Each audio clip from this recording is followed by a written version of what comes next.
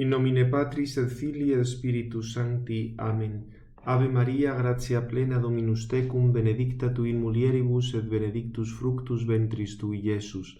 Sancta Maria, Mater Dei, ora pro nobis peccatoribus, nunc et in hora mortis nostre. Amen. Sancta Maria, sede sapientiae, ora pro nobis. Pues continuamos lo que estábamos explicando acerca de la libertad. Vamos a hablar ahora...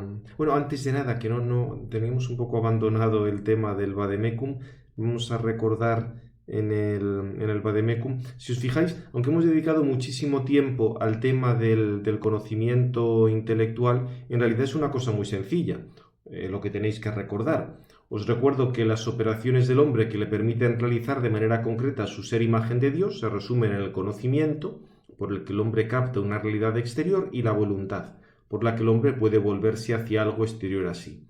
Nos encontramos con operaciones intencionales, esto lo habíamos visto ya, se definen por el orden a un contenido exterior al sujeto. La clave del conocimiento siempre es una adecuación que se da en diversos niveles, y el más importante, para lo que nos interesaba, era el nivel intelectual, porque se puede conocer algo de una manera universal, aunque siempre a partir del conocimiento sensible, y de una manera perfectible, pues nuestro conocimiento puede ser verdadero aunque no sea absoluto. Ya habíamos dicho que el absoluto es Dios. Nuestro conocimiento es verdadero, puede ir mejorando, podemos llegar a un conocimiento que es válido para todas las personas, porque todos dependen de esa misma realidad exterior, la formulamos con un lenguaje en el que podemos ponernos de acuerdo, y habíamos visto que para ese conocimiento universal nos hacía falta ese sustrato espiritual que era el alma. Y respecto al tema de la voluntad, vemos aquí el resumencito, que como veis es muy sencillo. La voluntad permite al hombre decidir y volverse hacia una realidad exterior. Como sucede en el conocimiento, también aquí hay una serie de niveles, desde los más sensibles a los más superiores, sin olvidar nunca el campo de las emociones y pasiones, que ya lo comentaremos, integradas en la operación buena para la consecución del fin. Y estos aspectos no son meras cuestiones filosóficas, porque ya digo, esto tenemos que tenerlo muy claro. Sin un conocimiento universal no tendría sentido hablar de la revelación, y sin una voluntad libre, hablar de mérito, de respuesta a Dios, pues serían cosas completamente ilusorias. O sea que estos aspectos son enormemente importantes. Pero como veis, lo que me interesa que recordéis es una cosa bastante sencilla. Lo estamos estudiando con mucho más detalle, porque son cosas en las que hay que profundizar, entran cosas que tienen que ver con la filosofía, pero lo que tenéis que retener es una cosa muy sencilla para el examen. Bien, pues seguimos viendo esto con detalle. ¿Cómo podríamos definir libertad? Aquí de nuevo tomo cosas del libro de la filosofía del hombre de Gianfranco Basti, que las podéis ver, digamos, un poco renovadas, con más cuestiones, en el artículo este que os pasé sobre persona e intersubjetividad, el que hicimos referencia a un par de clases antes. Ahí de nuevo tenéis todas estas cosas, también con bastante detalle, para aquel que no tenga a mano el libro de la filosofía del hombre, lo puede encontrar en ese artículo.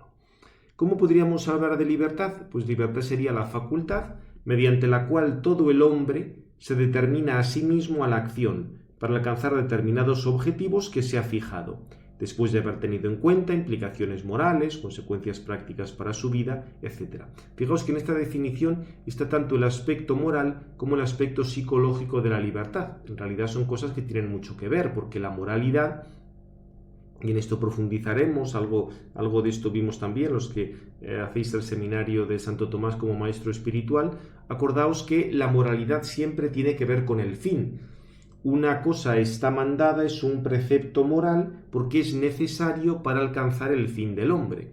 Y determinada cosa está prohibida porque es incompatible con que el hombre alcance su fin. Por eso el tema de la moralidad y el tema del fin son cosas que están muy unidas. Y lo característico de la libertad es que el hombre se determina a sí mismo a la acción. Bien, aquí os presento de la mano de Basti digamos, como estos aspectos, habla como tres momentos o tres aspectos que hay que tener presente en el acto libre. Ante todo, lo que denomina una deliberación. En la deliberación interviene la valoración afectiva del objeto sobre el que se va a tomar una decisión. Tú vas a decidir, pues no sé, si te comes este pastel que tienes delante. Primero deliberas, valoras afectivamente ese objeto. ¿Qué afecto suscita ese objeto en ti? Aquí intervienen tanto los sentidos como la emotividad y el entendimiento.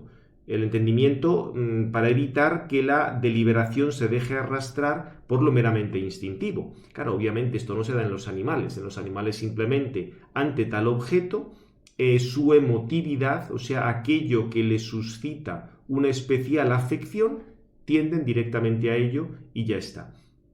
Siguen la vis estimativa, esa, digamos, es lo de la que ya hablamos cuando hablamos de los sentidos internos. En los animales hacen la valoración y conforme al instinto lo siguen.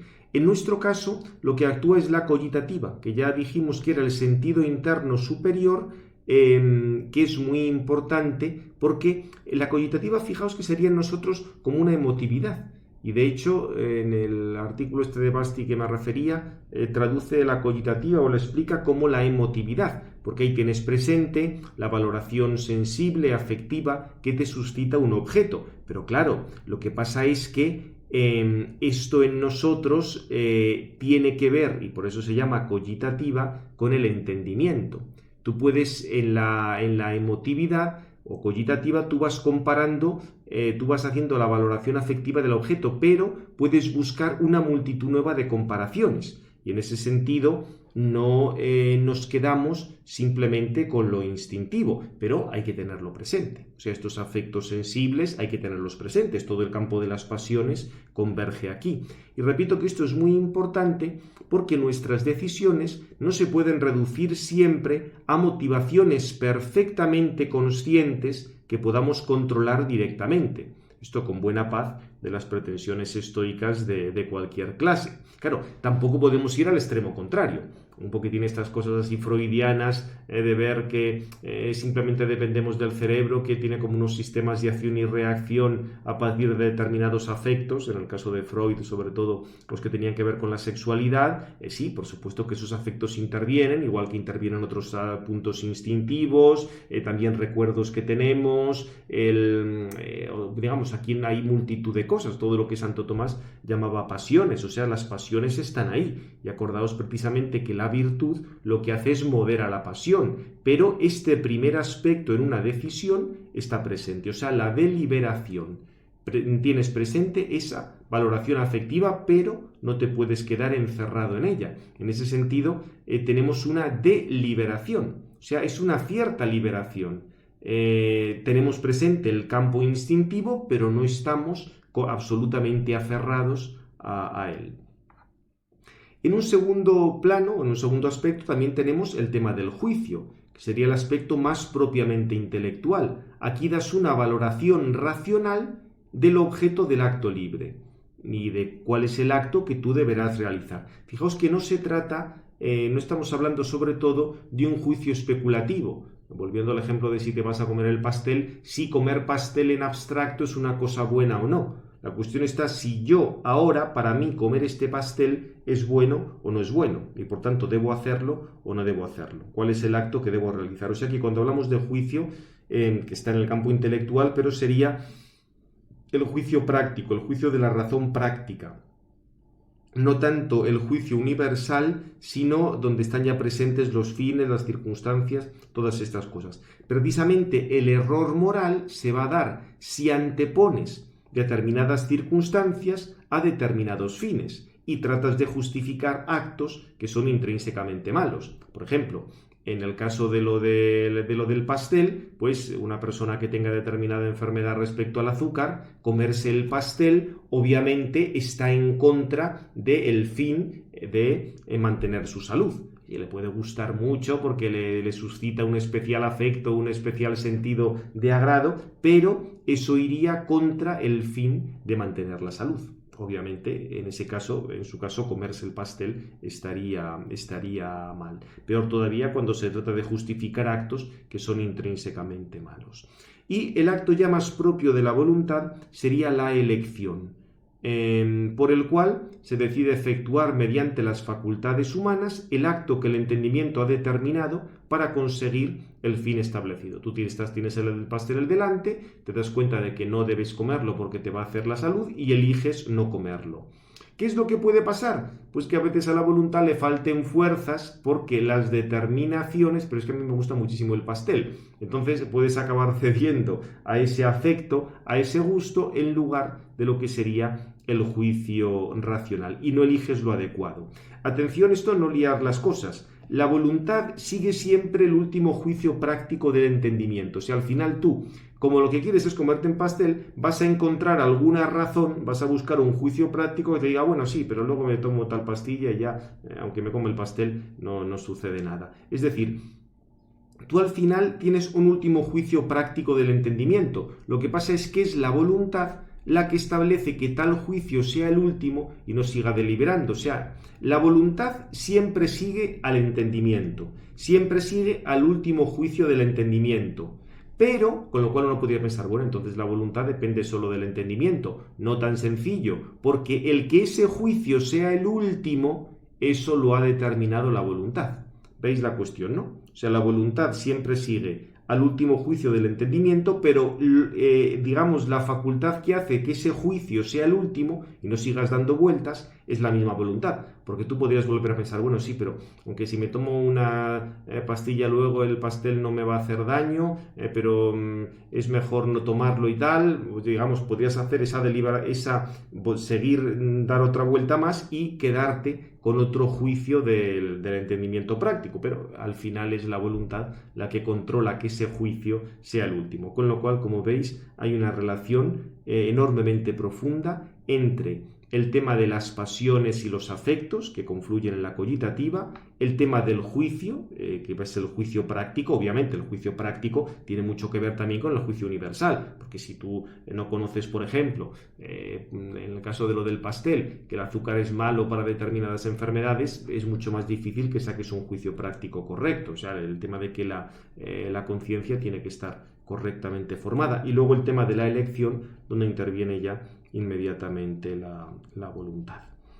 Bien, obviamente para que todo esto funcione, para que tú puedas tener un acto libre, hace falta el conocimiento universal. ¿Por qué? Porque si no tuviéramos el conocimiento universal, estaríamos determinados por un medio concreto para alcanzar el fin. Pero como el conocimiento universal te dice que hay bien en diversas realidades, ya caben diversas opciones. Otra cosa es que sean todas válidas, sean todas convenientes, bien, eso es una cosa que hay que ver ulteriormente. Pero si tú no tuvieras esas diversas opciones, no tendrías libertad. Por eso, como en los animales no hay un conocimiento universal, están determinados a seguir lo que marque el instinto en cada momento. Fijaos cómo plantea Santo Tomás, porque este pasaje es muy claro. Habíamos visto algo parecido al hablar de la libertad de Dios o de los ángeles, pero aquí lo aplica ya directamente al hombre. Hay seres que obran sin juicio previo alguno, por ejemplo una piedra que cae, y así todos los seres que carecen de razón. Otros... Bien, ahí sería un poco el tema que habíamos visto, lo del fin y la forma.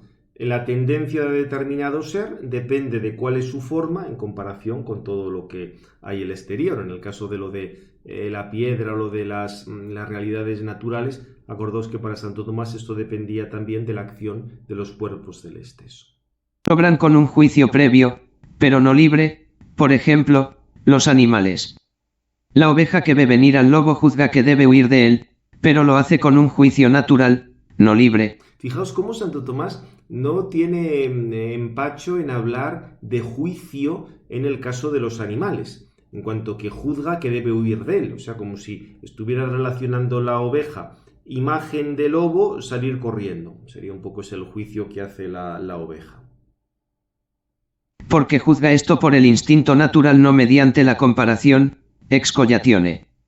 Así son los juicios de todos los animales. O sea, fijaos, en la oveja no se da esa deliberación, esa comparación de la que hemos hablado antes. Acordaos que la cogitativa, Santo Tomás hace una de estas exégesis, digamos, típicas de la época, de que vendría de coagitar, de juntar unas cosas y otras, compararlas. En el caso de la oveja no, simplemente recibe la imagen del lobo y el instinto automáticamente le dice hay que hacer tal cosa. De nuevo, según, o sea, ya lo que os comenté, no es una cosa automática en el sentido de mecanicista, sino teniendo en cuenta cuál es el estado de la oveja o el estado del lobo. Pero ahí no se da la comparación y así sucede en los animales. En cambio, el hombre obra con juicio, puesto que por su facultad cognoscitiva juzga sobre lo que debe evitar o buscar. O sea, fijaos, en el hombre, por supuesto, con mucha más razón, se habla de un juicio. Pero como este juicio no procede del instinto natural acerca de lo que se debe hacer en este caso, sino que viene de cierta comparación de la razón, excogatione rationis, actúa conforme a un juicio libre, que puede tomar direcciones contrarias. O sea, fijaos, en el hombre tienes ese juicio, pero ese juicio libre, porque viene de comparar diversas cosas. Esto se comprueba en los silogismos dialécticos y en las argumentaciones retóricas. Ahora bien, las acciones particulares son contingentes, y, por tanto, el juicio de la razón sobre ellas puede seguir diversas direcciones, sin estar determinado a una sola. Por lo tanto, es necesario que el hombre tenga libre albedrío, por lo mismo que es racional. Bien, o sea que como veis, bueno, Santo Tomás ha comparado el tema de los silogismos dialécticos que pueden utilizar, digamos, pueden tener como diversos resultados, argumentaciones retóricas que tú puedes utilizar diversas. Y en ese sentido, el resultado del juicio puede tomar direcciones contrarias.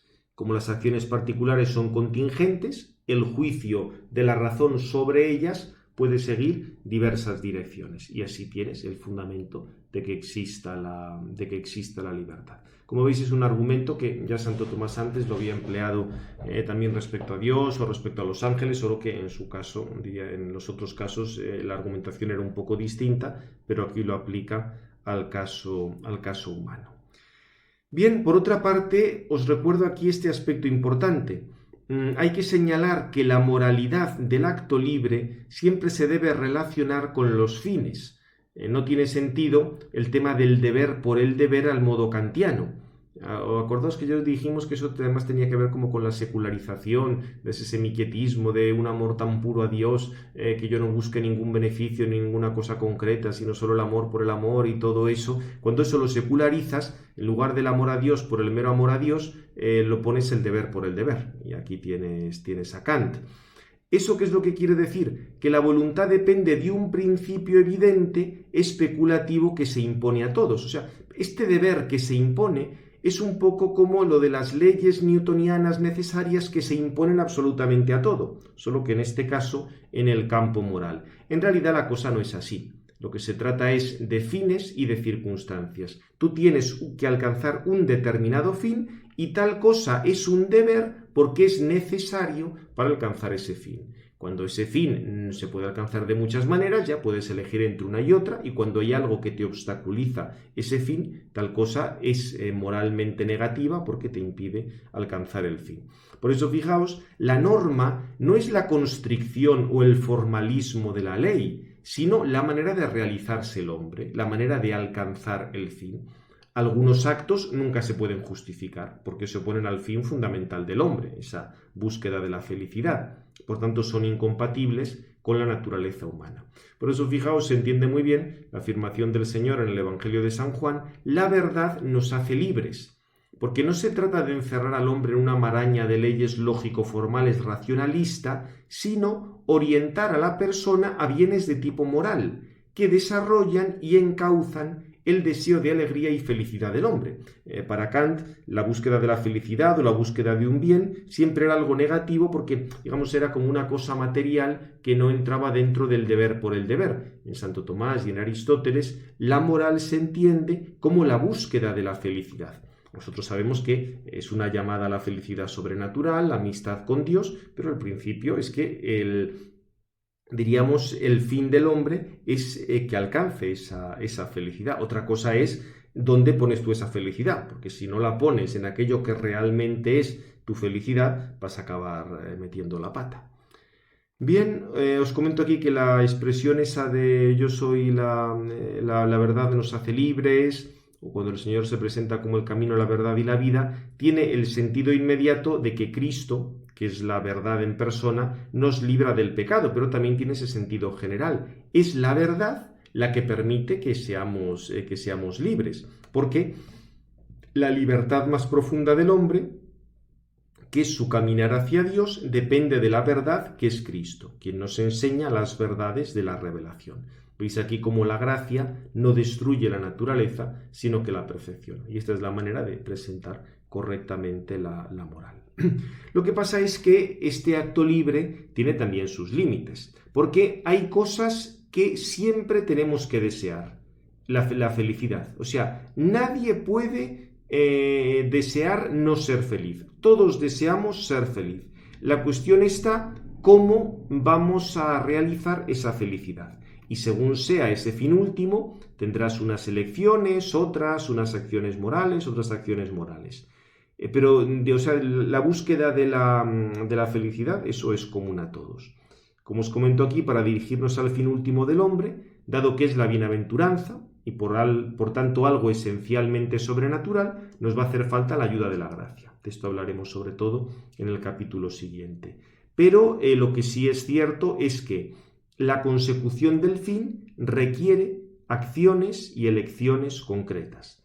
Y en este sentido hay que negar, por supuesto, esos planteamientos morales de la opción fundamental, según los cuales habría como una elección general, en palabras de Rahner, trascendental y atemática, y luego ya el acto concreto que tú realizarías sería una cosa completamente secundaria. O sea, por ejemplo, ya por ponerlo en plan exagerado, ¿no? Yo quiero realizar mi esencia humana en el servicio a mi conciencia y a la humanidad. Ahora, el que luego te cases, te divorcies, robes, lo que sea, eso ya son cosas categoriales, completamente secundarias. Lo importante es que tú tengas ese deseo, esa opción fundamental a favor de la verdad, o a favor de la verdad, eso no suena muy tomista, lo de la verdad, suena, no sé, a favor de, no sé, de la humanidad, ahora tienen de la ecología, en fin, lo que esté de moda en cada momento.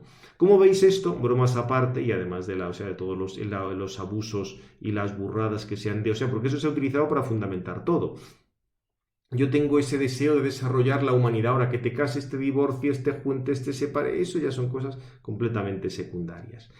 En esto, ya digo, más allá de la caricaturización que se puede hacer de ese principio, hay una raíz kantiana bastante clara, porque fijaos que para Kant la voluntad es la facultad genérica no intencional de desear. Igual que existen esas leyes físicas universales que afectan a todo, lo mismo sería como esa estructuración de la moral.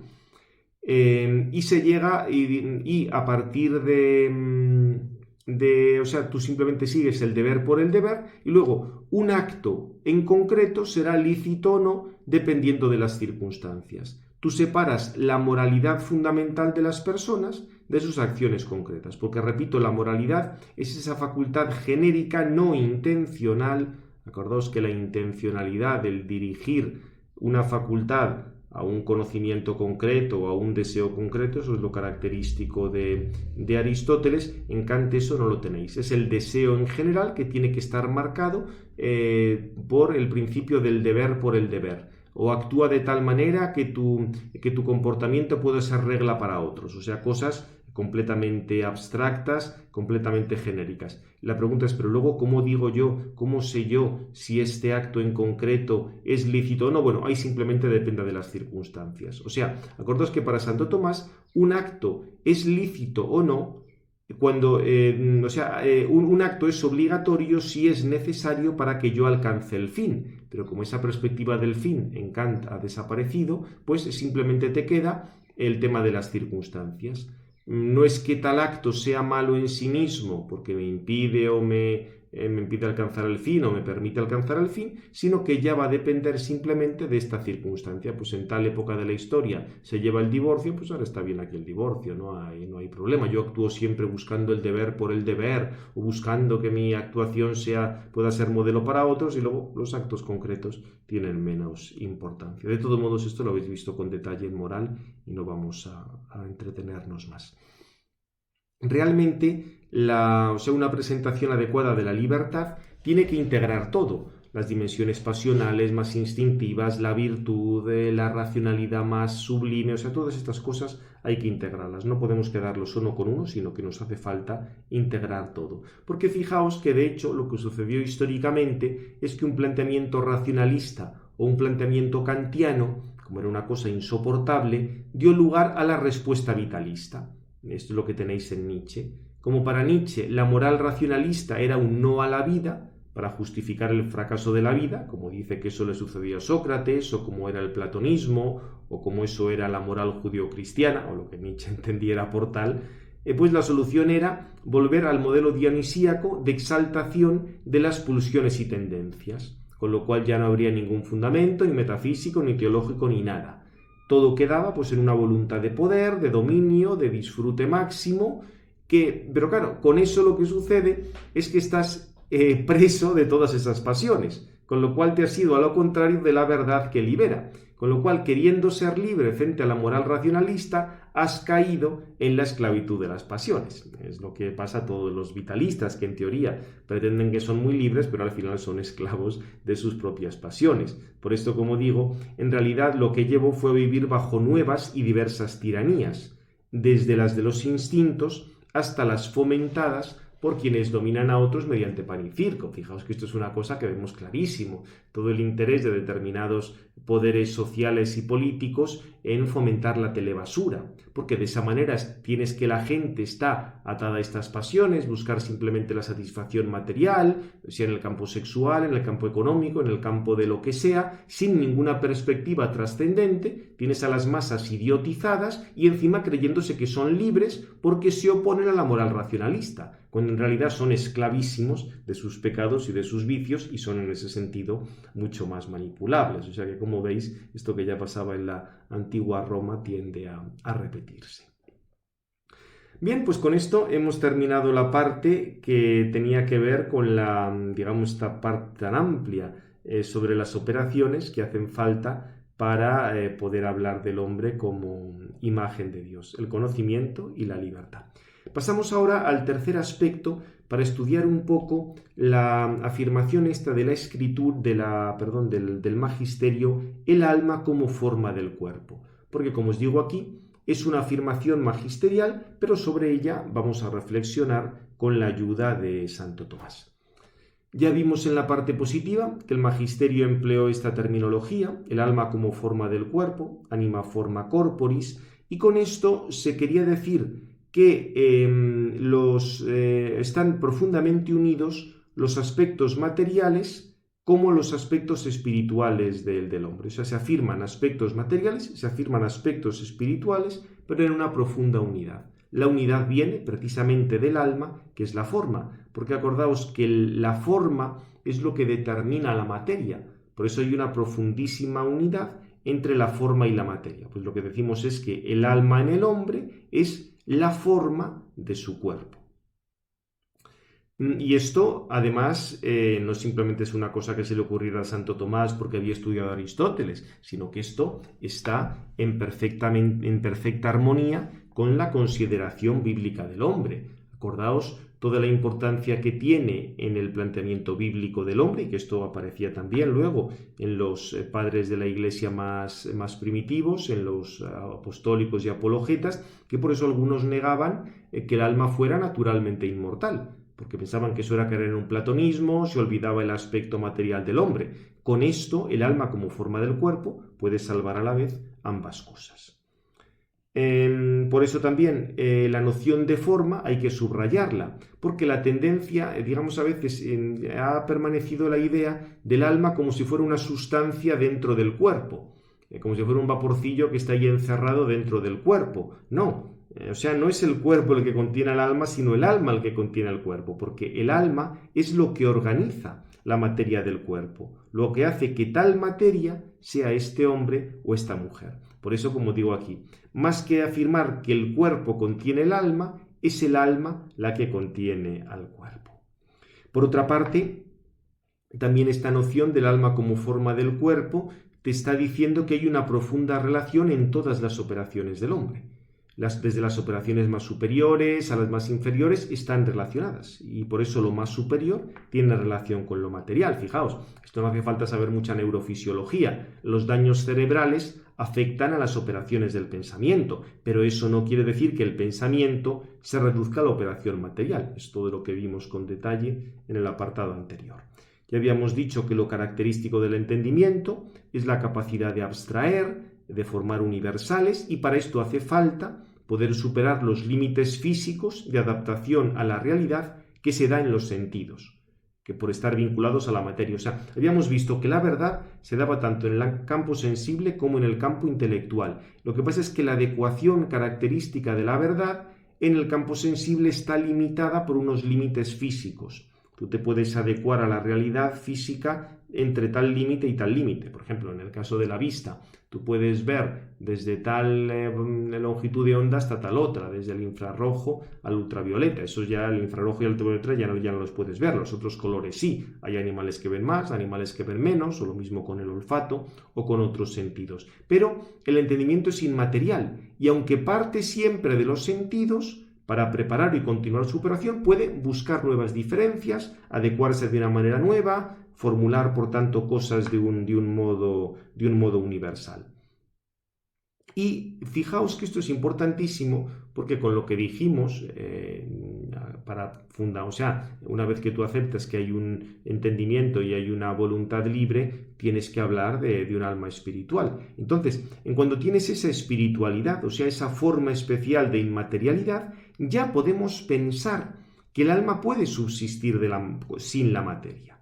Por supuesto que el alma es forma de un cuerpo, y eso nos va a permitir entender mejor el dogma de la resurrección de la carne, pero que el alma pueda realizar determinadas operaciones sin el cuerpo ya nos lleva a pensar que podría darse una cierta forma de supervivencia del alma sin el cuerpo, aunque repito, cuando el alma actúa está utilizando siempre el cuerpo. Fijaos la precisión que hace aquí Santo Tomás.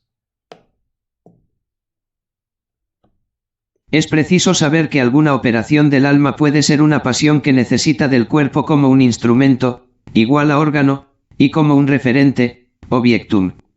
De esta manera, el ver es una operación que tiene necesidad del cuerpo como referente, puesto que el color, objeto de la vista, es algo físico, corpus, pero que también necesita del cuerpo como instrumento, en cuanto que la visión, aunque derive del alma, no será sino mediante la pupila que es como un instrumento, y así el ver no es del alma solamente, sino también del órgano. O sea, lo veis esto claramente en la operación sensible, por supuesto que está controlada por el alma como esa forma del cuerpo, pero quien está realizando la visión es el órgano de la vista, como el instrumento y el objeto el objeto de esa visión también es algo físico, la luz.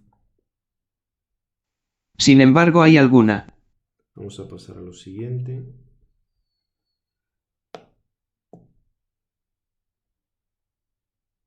Operación que tiene necesidad del cuerpo no como instrumento, sino solamente como referente. Fijaos, va a haber alguna operación en la cual no es que haya un órgano corporal para realizarla, siempre va a tener como objeto, como referente, cosas que dependen de lo material. Por eso es lo que decimos, cuando tenemos un conocimiento intelectual tenemos que partir siempre de los sentidos, que es a partir de lo cual abstraemos, luego tenemos que volver a las imágenes, todas estas cosas. Pero no se va a realizar por parte de un instrumento corporal.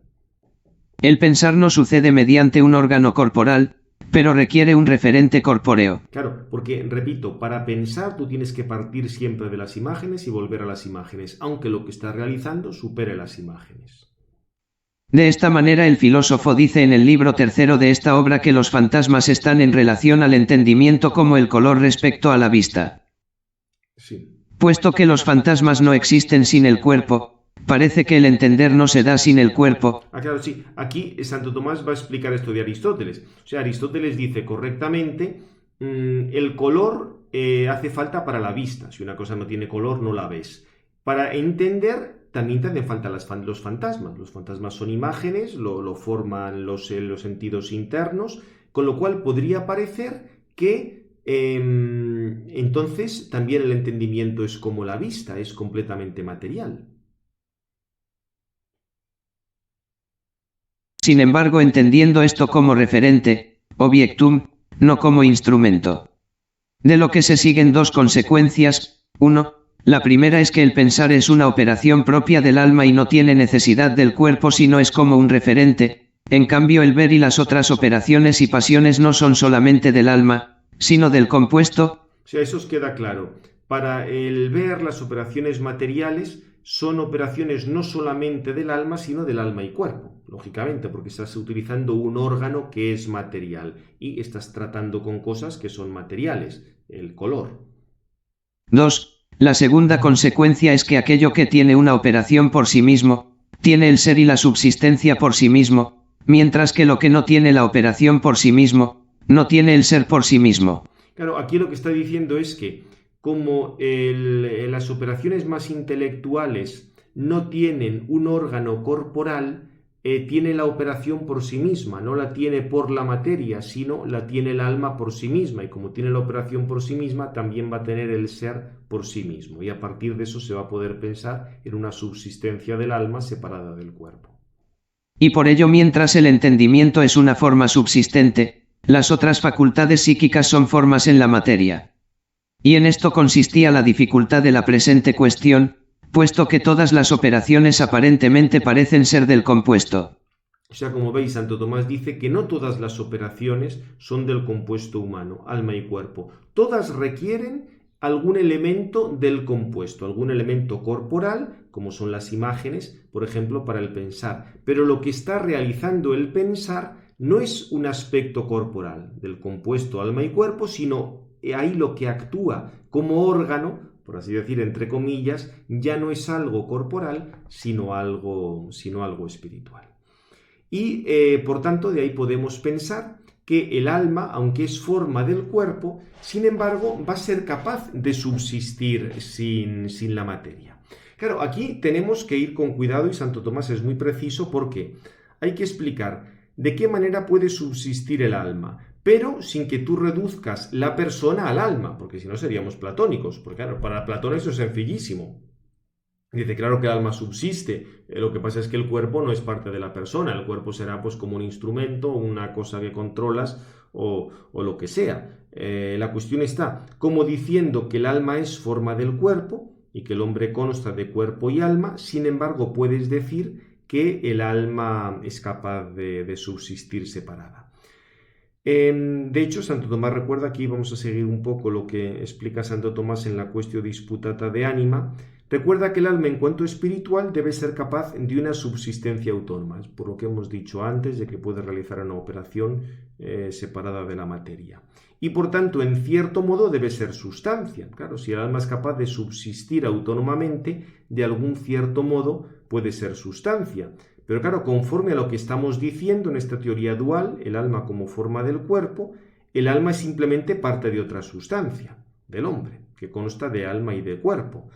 Claro, si no queremos caer en contradicción, el alma tiene que ser sustancia en un sentido distinto del cual la persona es sustancia. Por eso fijaos que Santo Tomás va a decir que el alma separada, más que persona, es cuasi persona, porque es una parte de la persona, la otra parte es el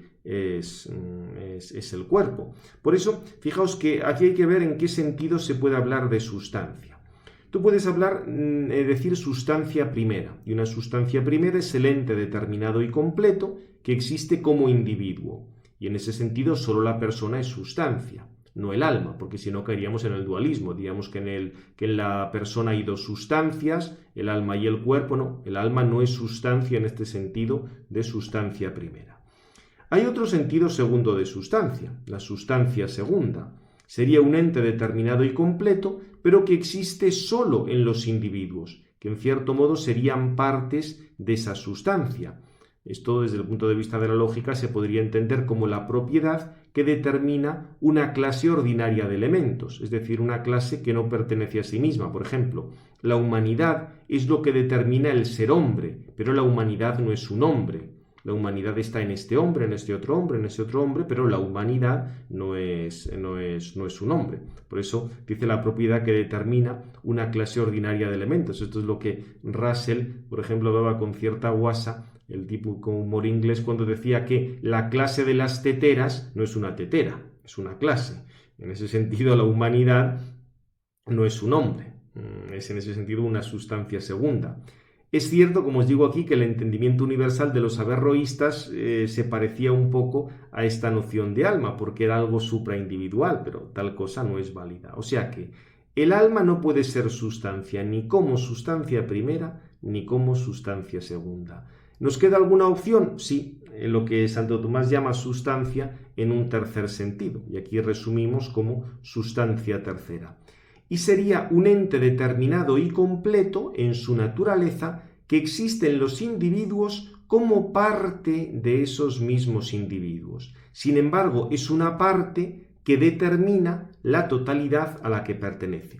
Aristóteles ponía un ejemplo de esto, cuando decía que el pie es una parte del individuo animal y para existir necesita la totalidad del individuo, pero determina la totalidad del individuo, en cuanto que si no fuera por el pie, tú no podrías decir que este individuo es bípedo o cuadrúpedo, con lo cual tienes que el pie es sustancia en este tercer sentido, como parte de un individuo, pero que determina la totalidad de ese individuo. Y es en este sentido en el que Santo Tomás explica que el alma es, es una parte, pero una parte que determina la totalidad a la que pertenece. Por eso, respecto a la sustancia primera, el alma es forma de una sustancia primera. La sustancia primera sería la persona y por tanto es parte de la misma, parte de la totalidad a la que contribuye a especificar. Claro, pero entonces, ¿cómo puede subsistir el alma después de la muerte? Pues si tomamos el alma como sustancia en ese tercer sentido, pensad por ejemplo, un pie o una mano no puede subsistir si está separada del cuerpo, porque depende de ese intercambio continuo de materia y energía para las operaciones de metabolismo. De manera análoga, la mente, para realizar sus operaciones cognitivas, ¿qué es lo que tiene que intercambiar? Información con el cuerpo.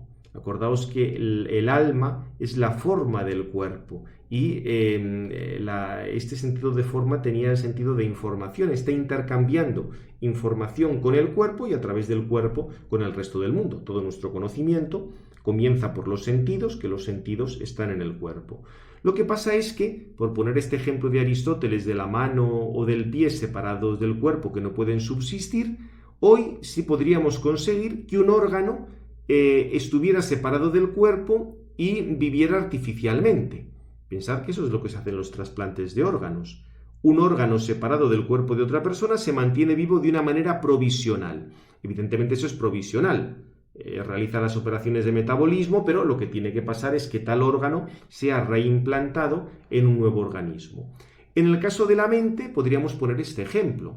El alma separada no es que tenga operaciones de tipo químico-metabólico, sino operaciones de información, de intercambio de información. De esta manera la mente humana puede seguir viviendo después de la muerte, puede seguir estando viva, con tal de que reciba las informaciones de una fuente distinta de la del cuerpo. Por eso, diríamos, el alma separada del cuerpo sobrevive en el más allá, puede recibir de Dios esas especies, esa información, además de, por supuesto, las especies que ha adquirido a lo largo de su vida, y esto ya lo veremos, la visión beatífica es lo más importante, ese contemplar a Dios cara a cara, y esa situación del alma separada es como una cosa un poco artificial a la espera de ser reimplantada, por así decir de nuevo, en un cuerpo por la resurrección. O sea, como veis, la escatología, lo que se llama la escatología intermedia del alma separada, sería como esa situación provisional, se recibe ya el premio o el castigo o el purgatorio,